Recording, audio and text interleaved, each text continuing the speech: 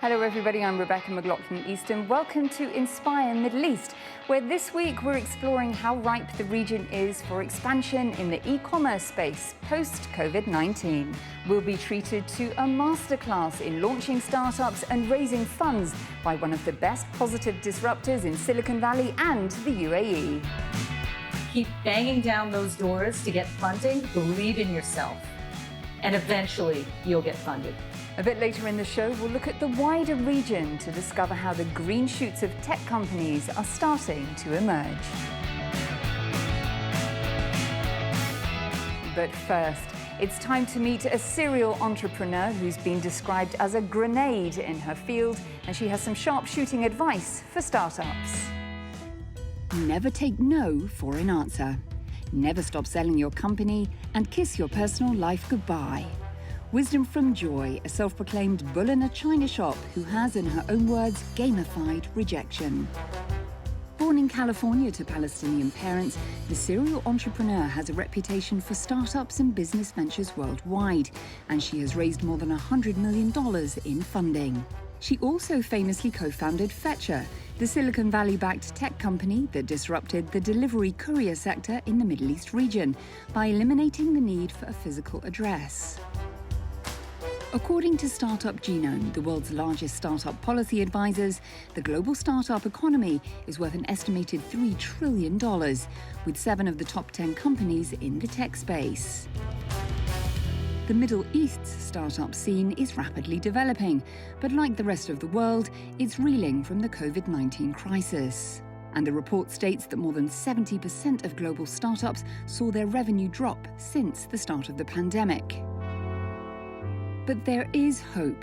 And whilst funding is down, it's not impossible to get. And businesses that raised venture capitalist money in the Great Recession of 2008 included Facebook and LinkedIn.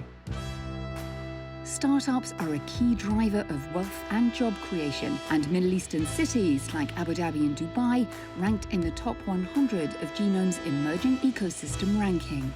And the UAE is where Joy calls home, and she's especially inspired by what she sees taking shape in the capital.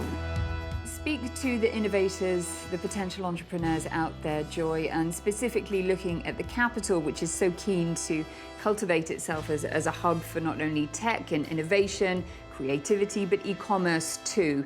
What's happening in Abu Dhabi that we need to be aware of? I am so impressed, and I'm so impressed particularly, and I say this with a lot of pride, with the government of Abu Dhabi and basically the Abu Dhabi Investment Office, what they're doing. It's spectacular. I wish that I had this opportunity. They're building an infrastructure to invest in startups, and not only just startups, but venture capitalists. And they understand that startups are the future, and the future has to be in investing in tech and in bright ideas and the youth. They've done an incredible job with Hub 71. Now you can be a startup where you can be in a situation where you get funding and housing and real support. Not talk, but real support.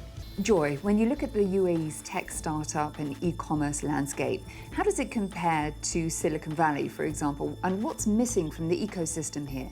There's a huge population here that needs disruption and a lot of ideas. FinTech, EdTech, health tech, all these things are definitely things that the system needs. So I think a lot of policy has to be implemented. I think the good news is that policy here can be done overnight. So there's an opportunity here for real change, real fast. What is the biggest mistake that you see entrepreneurs and tech startups making? I think 2 things they mistake, right? The team and unit economics. If your company fails, it's definitely a huge burden on the chief financial officer who's bankrupted the company, because you need to figure out how to get to unit economics. And what unit economics means is how do you get to profitability as quickly as possible. How realistic, Joy, are expectations of investors, especially in the MENA region, when it comes to startups? Are they looking for more active roles in decision making? Are they pushing for early profitability? If you're an investor and you can open a door for business development for the startup, then absolutely it's your responsibility to open that door. But to actually get into the day-to-day operational side is something that is actually disruptive. There's no finer woman to ask for a masterclass in fundraising, especially in a downturn. Speak to potential people out there who want to launch businesses and are looking to raise capital. How do they go about doing it? What are your top tips? You've got literally the first 2 minutes to get your value proposition across as quickly as possible and to make the investors understand what it is that you have that is exciting. And the second thing that I find is that they don't pitch well. Pitching is everything, because in the beginning, you're not profitable. So you have to sell your team and you have to sell the idea, right? And they have to believe in you. Why is less than 3% of VC funding raised by women? And why aren't we seeing more women starting up tech companies? Definitely an issue. And it's not just an issue in the Middle East, but it's an issue all over the world. I think that, everybody seems to believe that, that technology is a man's world, and it's not. So I think this is a segment of the workforce that women are now getting into. But the ones that do get funding, and it is a known fact actually, and I say this with pride, that the returns for women venture capitalists are higher, and the returns on women founders actually have been hitting it out of the ballpark with billion-dollar companies.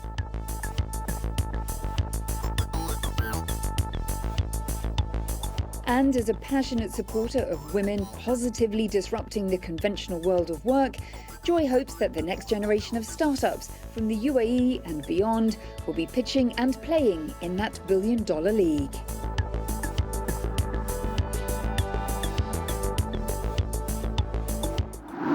From the UAE now, we turn our attention to the wider Middle East and North Africa region, where in tough times, a new breed of entrepreneurs are turning their talents to e-commerce. Salima Saeed has the story. According to a Bain & Co report, the MENA e-commerce market reached $8.3 billion in 2017. With an average annual growth rate of 25%, e-commerce in the region has been growing slightly ahead of the global average, with the GCC and Egypt accounting for 80% of the market. The rise in digital activity during the pandemic has benefited SEP, or the Social Enterprise Project in Jordan. It's a fashion and lifestyle brand which employs around 560 mostly Palestinian women from the Jarash refugee camp who create hand-stitched accessories. Ex-Gazans make up a small percent of the country's 2 million Palestinian refugees, living on less than $2 a day, according to a UN report. The artisans' designs, which sell in stores but also online, afford the ladies socio-economic independence and up to $200 a month. Now I rely on myself. I don't need anything from anyone. We're taking our dues from our work, payment, and education. Before the pandemic, online sales made up about 20% of their nearly 5,000 sales a year. From March to June this year, SEP's online sales nearly doubled. We are using the internet tools to connect better with the customers by making their experience more personal, by showing them the item, how it's made, and by whom. The company has believed that sharing the human story behind each clutch bag and kufiyya, or a traditional headdress and scarf, appeals to people globally.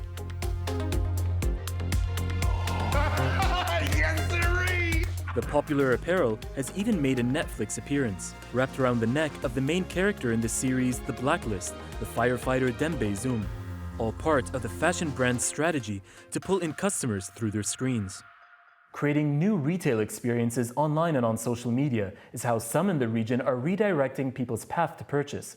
And it's the younger generations in particular who are positively disrupting conventional business models.